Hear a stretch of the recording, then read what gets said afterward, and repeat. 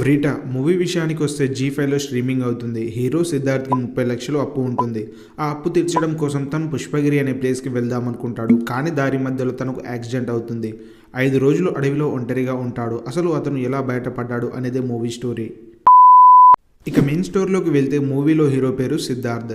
సిద్ధార్థ్ తన పర్సనల్ అవసరాల కోసం ఒకరి దగ్గర అప్పుగా 30 లక్షలు తీసుకుంటాడు. దాన్ని తిరిగి ఎలా ఇవ్వాలా అని ఆలోచిస్తూ ఉంటాడు.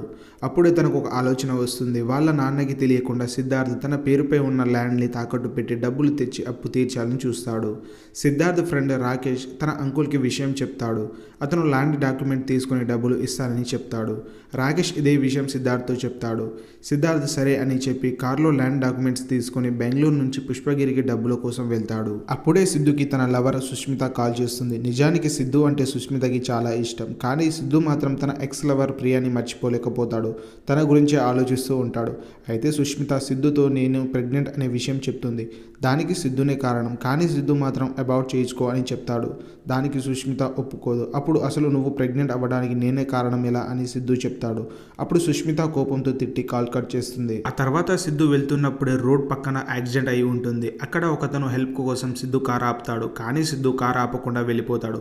అయితే యాక్సిడెంట్కి ముందే సిద్ధుకి తన నాన్న కాల్ చేసి ఉంటాడు. కానీ సిద్ధు కాల్ లిఫ్ట్ చేయడు. అలా తను బెంగళూరు నుంచి ఘాట్ రోడ్లో పుష్పగిరికి వెళ్తూ ఉంటాడు. అప్పుడే తనకు అన్నోన్ నెంబర్ నుంచి కాల్ వస్తుంది. సిద్ధు మాట్లాడతాడు. అయితే ఫోన్లో ఒక ఆవిడ ఇలా చెప్తుంది. మేము బెంగళూరు నుండి పుష్పగిరి కార్లో వెళ్తుంటే కార్ యాక్సిడెంట్ అయ్యింది. నేను నా కొడుకు ఇద్దరమే ఉన్నాము, హెల్ప్ చేయమని చెప్తుంది. కానీ సిద్ధార్థ తనతో ఎవరో ప్రాంక్ చేయిస్తున్నారని అనుకుంటాడు. నేను ఇదే దారిలో వెళ్తున్నానని తెలిసి ప్రాంక్ చేస్తున్నారు, నాకు వేరే పని ఉందని చెప్పి కాల్ కట్ చేయబోతాడు. ఇప్పుడు ఆమె కాదండి, నిజంగానే యాక్సిడెంట్ అయ్యింది, మా కార్ లోయలో పడిపోయింది, ఇక్కడ అంత చీకటిగా ఉంది, నా కొడుకు కండిషన్ సీరియస్గా ఉందని చెప్పి ఏడుస్తుంది. సిద్ధు నమ్ముతాడు. వెంటనే 108కి కాల్ చేసి అంబులెన్స్ పిలుస్తాడు.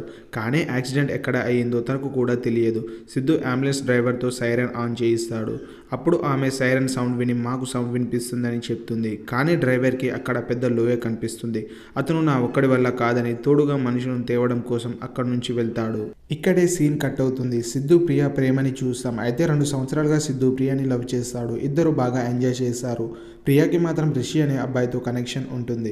కొన్ని రోజులకి ప్రియా సిద్ధు దగ్గరకు వచ్చి నువ్వంటే నాకు ఇష్టం తగ్గిపోయింది, నిన్ను నేను పెళ్లి చేసుకోలేను అని చెప్పి రిషిని ప్రేమిస్తున్నానని చెప్తుంది. అలాగే తనతో పెళ్లి ఫిక్స్ అయిన పెళ్లి కార్డ్ని ఇస్తుంది. సిద్ధు చాలా బాధపడతాడు. తనను ఎలాగైనా మర్చిపోవాలని ట్రై చేస్తాడు. అయితే సిద్ధు నాన్న తనని ఎప్పుడు తిడుతూ ఉంటాడు. కానీ సిద్ధు అంటే తన అమ్మకి చాలా ఇష్టం ఉంటుంది. తనను ఎంతో ప్రేమగా చూసుకుంటుంది. ఇక్కడ మళ్ళీ సీన్ కట్ అవుతుంది. కార్లో వెళ్తున్న సిద్ధుని ఎవరో ఫాలో అవుతారు. అలా సిద్ధు వెళ్తూ ఉంటే వెనుక నుంచి కార్తో గుద్దుతారు. సిద్ధు లోయలో పడిపోతాడు. కొంతసేపటికి కళ్ళు తెరిచి చూస్తాడు. తనకు చాలా దెబ్బలు తగిలి ఉంటాయి. అసలు సిద్ధుకి ఏం అర్థం కాదు. ఎవరో కాల్ చేసి లోయలో పడిపోయామంటే నేను తనకు హెల్ప్ చేశాను, ఇప్పుడు నాకే యాక్సిడెంట్ అయింది అని బాధపడతాడు. ఆ తర్వాత కార్లో నుంచి బయటకు వచ్చి ఎలాగైనా బయటపడాలని నడవడం స్టార్ట్ చేస్తాడు. అలా తను అదే అడవిలో 5 రోజులు నడుస్తాడు. చివరికి మళ్ళీ తనకు యాక్సిడెంట్ అయిన ప్లేస్కి తిరిగి వస్తాడు. సిద్ధు ఇక నా వల్ల కాదని ఏడుస్తాడు. బాగా వర్షం పడుతూ ఉంటుంది. అప్పుడే కొందరు ఎవరినో అడవిలో వెతుకుతూ ఉంటారు. వాళ్ళకి సిద్ధు కనిపిస్తాడు. సిద్ధు హాస్పిటల్లో కళ్ళు తెరిచి చూస్తాడు. అక్కడే సుష్మిత ఉంటుంది. సిద్ధు తనతో నేను డబ్బు ఇంపార్టెంట్ అని నమ్మేవాణ్ణి, కానీ ఇప్పుడు డబ్బు కంటే ప్రేమే ఇంపార్టెంట్ అని తెలుసుకున్నాను, నన్ను క్షమించు అని చెప్తాడు. అదే సమయానికి అక్కడికి అంబులెన్స్ డ్రైవర్ సిద్ధు దగ్గరికి వస్తాడు. అతను సిద్ధుతో ఎవరో ఒకతను కాల్ చేసి లోయలో ఒక లేడీ అతని కొడుకు ఉన్నారనే విషయం చెప్తేనే మేము వచ్చాం, కానీ అక్కడ ఆ ప్లేస్లో నువ్వు ఒక్కడివే ఉన్నావు, నీతో ఎవరు లేరని చెప్తాడు. అలాగే తనకు కాల్ చేసిన అతని నెంబర్ ఇస్తాడు. నిజానికి ఆ నెంబర్ సిద్ధుదే. సిద్ధు తన ఫోన్తో తనకు కాల్ చేసిన లేడీ నెంబర్కి కాల్ చేస్తాడు. కానీ ఆ ఫోన్ సిద్ధు నాన్న దగ్గర ఉంటుంది. ఇక్కడే ఒక విషయం తెలుస్తుంది. ఆ నెంబర్ సిద్ధు అమ్మదని, తను కార్ యాక్సిడెంట్లో చనిపోయిందని. సిద్ధు తన అమ్మని గుర్తు చేసుకొని బాగా ఏడుస్తాడు. ఈ సీన్తోనే మూవీ ఎండ్ అవుతుంది.